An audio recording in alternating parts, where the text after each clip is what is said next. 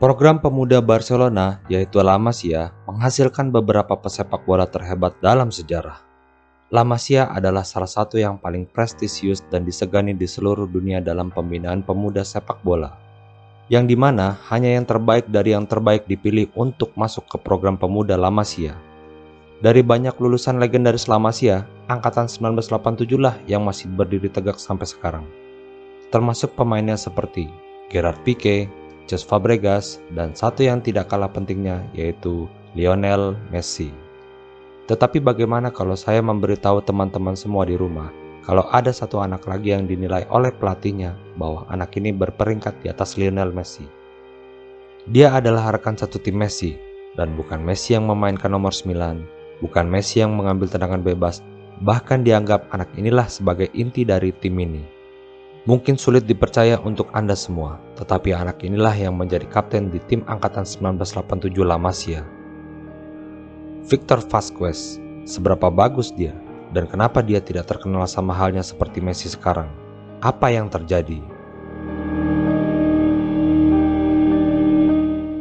Sebelum lanjut, Anda semua harus mensubscribe channel ini. Mau kalau video-video Abu Janda muncul terus di beranda Anda? Atau Anda mau video-video Ade Armando yang baru-baru saja si Ade dibikin malu sama warga Indonesia? Makanya, subscribe channel ini agar beranda Anda dihindari oleh video-video hoax. Oke, kita lanjut.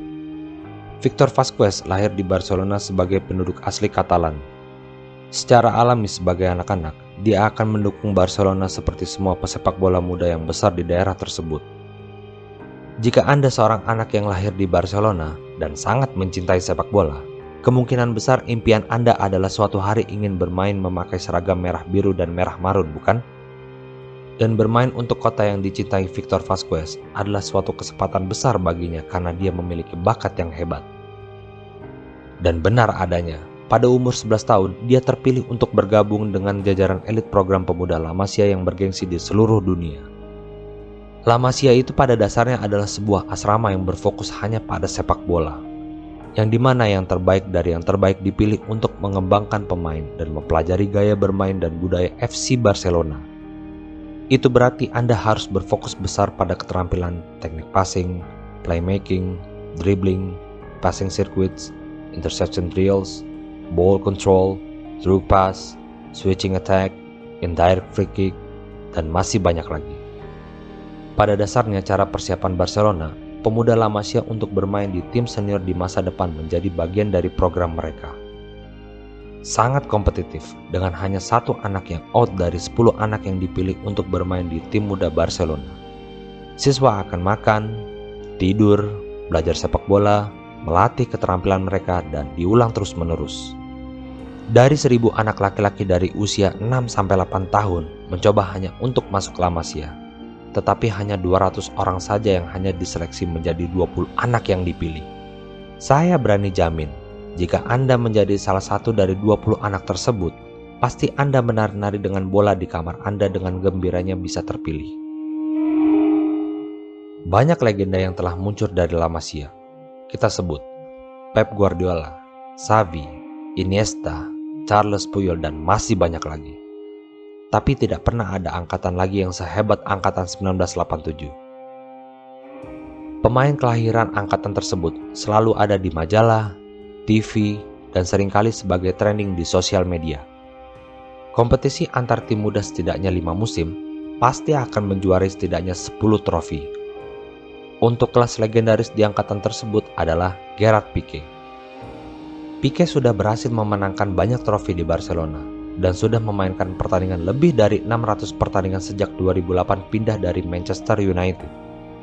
Dan Fabregas sang maestro hebat di lapangan tengah sudah bermain di klub-klub besar seperti Arsenal, Barcelona, Chelsea, dan tak lupa berhasil membawa timnas Spanyol menjuarai Piala Dunia tahun 2010, yang dimana passing Fabregas tidak pernah dilupakan oleh rekannya yaitu Andres Iniesta dengan satu-satunya gol di final Piala Dunia 2010 di Afrika Selatan. Dan tentu saja bocah asal Argentina yang terampil suka mengirim bola dan menyerang. Dia tidak terlalu banyak bicara dan hanya dikenal sekedar Leo. Orang-orang tidak tahu siapa dia dan hanya tahu nama di punggung seragamnya. Tapi pada saat itu berbeda dengan Vazquez, yang sudah dikenal banyak orang dibanding Leo. Anak yang selalu mencetak gol, menggiring bola lebih banyak dibandingkan Leo. Vasquez bisa berposisi sebagai sayap kanan maupun sayap kiri, bahkan sebagai striker sekalipun. Kaki kiri dan kaki kanan sangat hidup dan sangat keras jika menendang bola. Gol demi gol selalu dicetak oleh Vasquez, selalu dan selalu. Bahkan generasi La Masia 1987 sering disebut Generation Vasquez, atau dalam bahasa Indonesia, generasi Vasquez. Sulit dipercaya, tapi begitulah kenyataannya. Bahkan Cesc Fabregas mengakuinya dalam sebuah wawancara ketika ditanya siapa yang paling ikonik di La Masia angkatan 1987. Dia menjawab dirinya sendiri yang paling ikonik di tahun tersebut, tapi dia hanyalah bercanda dan tertawa setelah mengatakan itu. Setelah tertawa, dia mengatakan tim kami sangat hebat, tetapi orang-orang selalu melihat pemain terbaik adalah pemain yang selalu mencetak banyak gol. Jika orang-orang mencetak 4 gol dalam satu pertandingan, itu sangat banyak. Tapi Vasquez mencetak 5 gol dalam satu pertandingan, dan itu sangat luar biasa. Dia mengacak-acak tim musuh, terus berusaha mendorong mereka dari segala sisi. Gerard Pique berkata, bahkan ketika Leo tiba, yang terbaik dari tim ini adalah sang kapten kami di tim ini. Sangat disayangkan pemain terhebat lulusan La Masia ini hanyalah tinggal sebuah cerita. Kita sering dengar karir sepak bola hancur gara-gara masalah fisik, sama halnya seperti Vasquez. Cedera kecil dialami oleh Vasquez di masa mudanya waktu di La Masia. Luka ringan ini menyebabkan dia kehilangan kecepatan yang dia miliki secara signifikan. Bahkan kecepatan di saat menggiring bola lebih cepat dibandingkan Lionel Messi, sehingga cedera kecil ini menjadikan Vasquez bertahan lebih lama di tim B Barcelona. Sementara rekan-rekan lainnya sudah melanjutkan karirnya di berbagai klub. Gerard Pique ke Manchester United, Cesc Fabregas ke Arsenal, dan Messi melaju ke tim utama Barcelona. Sementara bintang dari angkatan legendaris tertinggal dan hancur. Vasquez melewati masa kecemasan dia selama penantian panjang di mana banyak yang bertanya, apa yang terjadi oleh Vasquez? Harapan pun meningkat dan dia pun memiliki banyak tekanan. Fans mengharapkan Vasquez bisa mengungguli Leo Messi dan tidak bisa semua orang bisa menangani hal seperti itu. Tekanan mental sangatlah sulit dan bukan suatu hal yang mustahil bagi mereka, dan bisa berdampak buruk bagi mereka sebagai pemain dan juga pemain-pemain lainnya. Kemudian setelah beberapa tahun bertahan, pada 13 Februari 2009, tim B Barcelona bersua Villarreal. Di sana Vasquez cedera kembali di bagian lututnya yang dialami sejak beberapa tahun silam. Dia pun didiagnosis oleh dokter lutut untuk pemulihan selama 4 bulan. Tetapi sepanjang 9 bulan, Vasquez masih merasakan sakit di lututnya.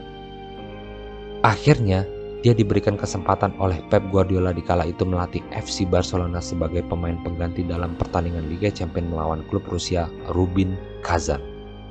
Yang dimana dia mencetak gol pertamanya dalam debutnya dan menjadi satu-satunya gol dalam karirnya di FC Barcelona. Kontraknya akan berakhir di tahun 2011, hanya tinggal beberapa bulan lagi. Awalnya itu adalah sebuah harapan besar bagi dia, tetapi sayangnya Barcelona enggan memperpanjang kontraknya. Mendengar kabar tersebut, Vasquez sangat sedih dan kecewa. Klub yang membina dia dari umur 11 tahun di La Masia yang menjadi mimpinya memakai seragam merah biru dan merah marun, pupus sudah, dan hanya memakai sekali di Rusia. Meski begitu, Vasquez pun tidak pantang menyerah dan terus bekerja keras. Kemudian dia pindah ke klub Belgia, Brugge. Meskipun bukan klub sebesar Barcelona, Victor tetap memeluknya dan mendedikasikan dengan bermain sebaik mungkin seperti dulu waktu kalah satu tim dengan Messi. Walaupun dia tidak setenar dengan pemain Spanyol lainnya, dia dijuluki oleh masyarakat Spanyol El Mago, yang artinya dalam bahasa Inggris magician. Sesuatu yang luar biasa memainkan 165 pertandingan dan mencetak 25 gol, itu sangat berarti bagi klub Brugge.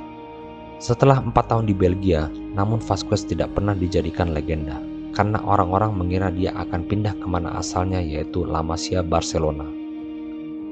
Lukanya terlalu parah, kecepatan yang berkurang yang dimana dia mempunyai kecepatan yang sehebat dulu dan dihancurkan oleh cedera.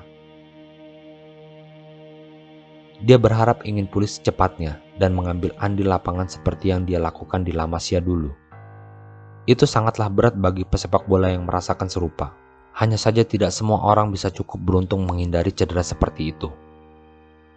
Bagaimanapun juga, Vasquez hanya manusia biasa sama seperti kita yang sangat rapuh. Tetapi yang penting, Vasquez tidak menghentikan cinta dan hasratnya sebagai pemain sepak bola.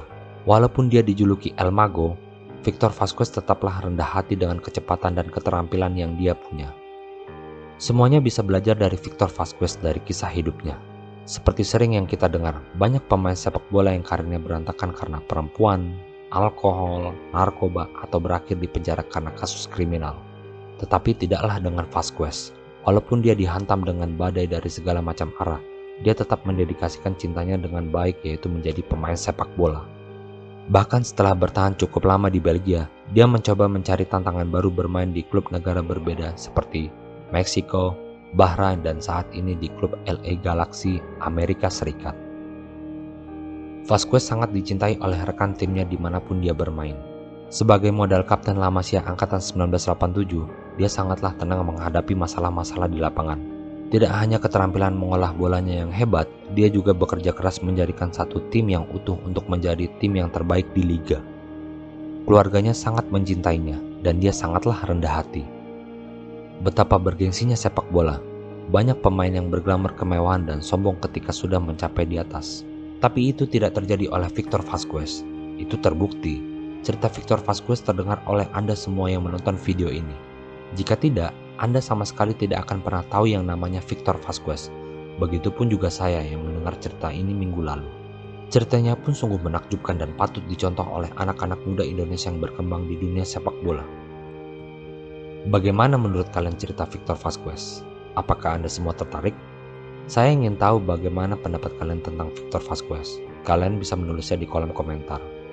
Di video selanjutnya, saya akan berikan kisah-kisah inspiratif untuk Anda semua. Jadi, jangan sampai ketinggalan kisah-kisah inspiratif dengan mensubscribe channel ini agar Anda tidak kehilangan informasi di video berikutnya. Selanjutnya, giliran Anda.